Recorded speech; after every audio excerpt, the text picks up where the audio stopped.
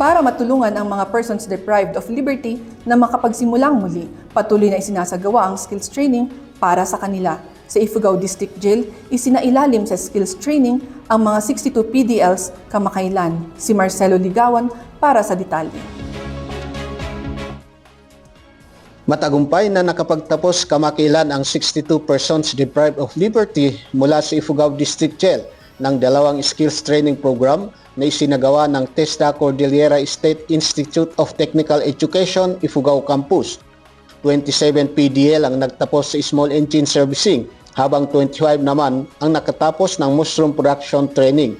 Layunin ng programang ito na mabigyan ang mga PDL ng karagdagang kaalaman at oportunidad sa kabuhayan bilang paghahanda sa kanilang muling pagbabalik sa komunidad.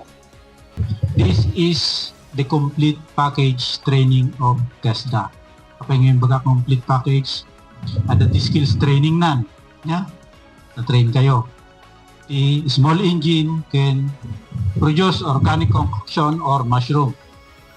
Malpas yung training, at dapat the entrepreneurship training na, no, kasi nag-start business, na-train kayo, di ba? And of course, after the training program, at estimated kanya yung complete toolkits. Again, my congratulations to each and every one of you. At ipagpatuloy ninyo yung kung paano mapalago pa yung mga natutunan natin. Ang mga nagtapos sa Small Engine Servicing ay ginawaran din ng National Certificate 2 bilang pagkilala sa kanilang kakayahan sa nasabing larangan. Nakatuon ang TESDA na makapagbigay ng kompletong skills training package sa 100 o 100 na PDL bawat taon bilang bahagi ng pakikipagtulungan nito sa Bureau of Jail Management and Penology. Nagpasalamat din ang mga PDL sa TESDA at Ifugao District Jail sa pagbibigay ng mga pagkakataong makatutulong sa kanilang pagbabago at rehabilitasyon.